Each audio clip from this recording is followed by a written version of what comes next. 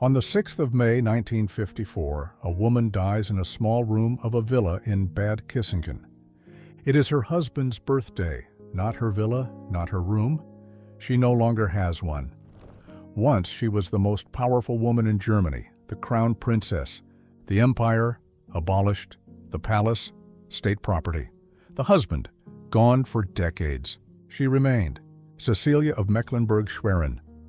Born on the 20th of September 1886 in Schwerin Castle, born a Grand Duchess's daughter, raised for the highest marriages in Europe.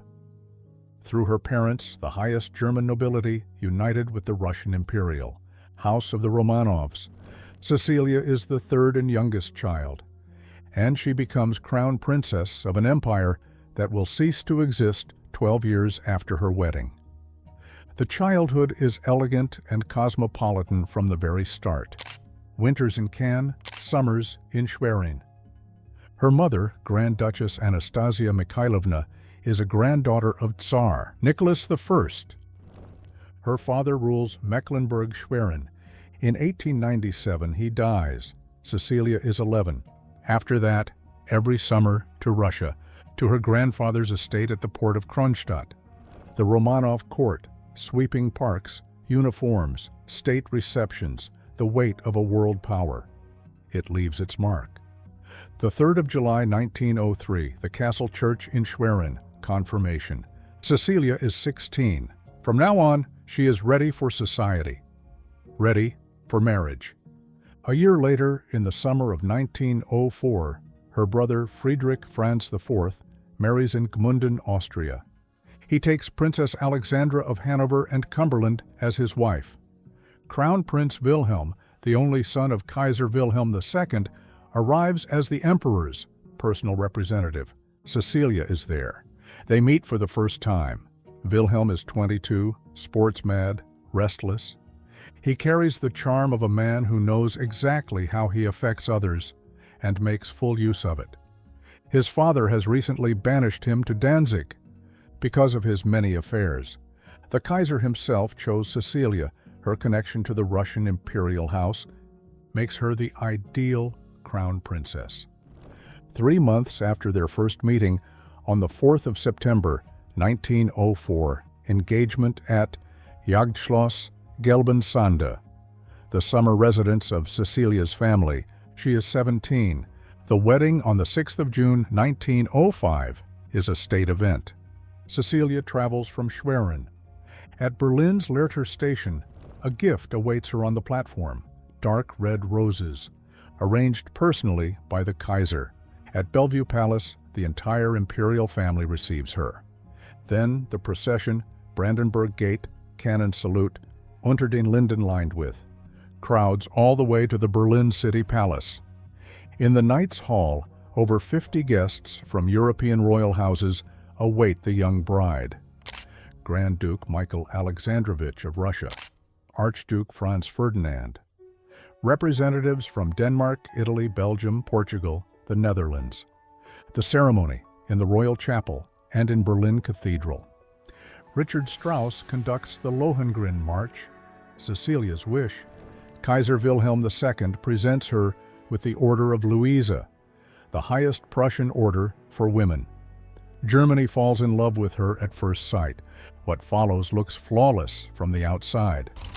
In 1906, son Wilhelm arrives. 1907, Louis Ferdinand. 1909, Hubertus. 1911, Friedrich. 1915, daughter Alexandrine. 1917, daughter Cecilia. 6 children in 11 years. The image, the perfect crown princess family. The interior, different. Wilhelm begins a series of affairs early on. He makes no secret of it. He tells her, deliberately, openly, sometimes with details. Among his known mistresses is Gladys Deacon, an American socialite he had met in 1901, before his engagement to Cecilia, and who would later marry the Duke of Marlborough. There are others.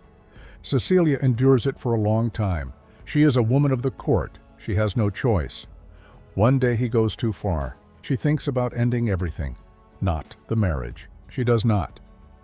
What is documented? She turns instead to alcohol. Out of grief, sources say. Her father-in-law, Kaiser Wilhelm II, is also wary of her. He watches his daughter-in-law with suspicion. Her Russian upbringing is alien to him, her independence unsettling. In the summer of 1914, war breaks out. Crown Prince Wilhelm takes command of the Fifth Army. Cecilie stays and does her part. She visits military hospitals, the Auguste Victoria Hospital, the Charité, the Regionalspital in Würzburg. She sits beside wounded soldiers who would never believe who has come to sit with them. Her commitment is real. It is not merely duty. Construction of Cecilienhof Palace in Potsdam had already begun in 1913. Designed at Cecilia's wish after the model of Jagdschloss Gelbensande, the house of her childhood. The war delays everything. In August 1917, she moves in, with the children, her husband at the front. On September 5, 1917, shortly after moving in, daughter Cecilia is born. At Cecilienhof, the world around her begins to burn. 1917, the Russian Revolution. The Tsar is overthrown. For Cecilia, this is not an abstract turn of world events. These are her relatives, her family. This is the world she spent every summer in as a child.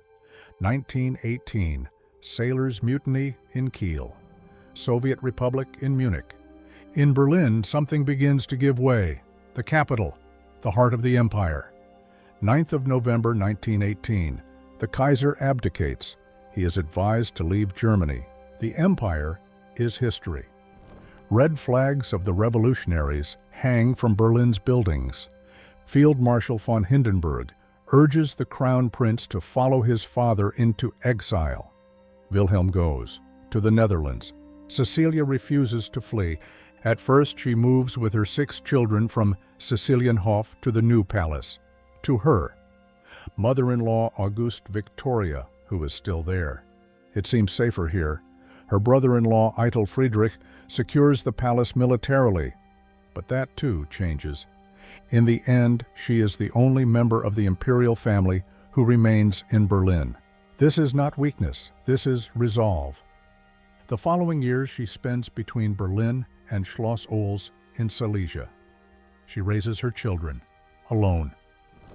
At the end of 1923, Wilhelm is permitted to return to Germany, the Weimar Republic grants it on the condition that he stays out of politics. They meet at Schloss Oels after 5 years apart. Both realize it immediately. Their marriage exists on paper only. In 1926, they reach a settlement with the Prussian state. Cecilienhof becomes state property. In return, they are granted the right of residence for 3 generations. Cecilia returns. The Crown Prince henceforth lives elsewhere. From 1924, she serves as patron of the Queen Louise League, a right-wing, conservative women's organization that admits no Jewish members, a sister organization of the Stahlhelm. The 14th of May, 1933, Berlin's Sportpalast.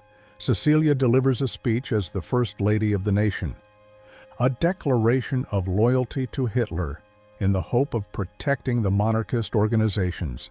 It achieves nothing. The Nazis dissolve them all the same.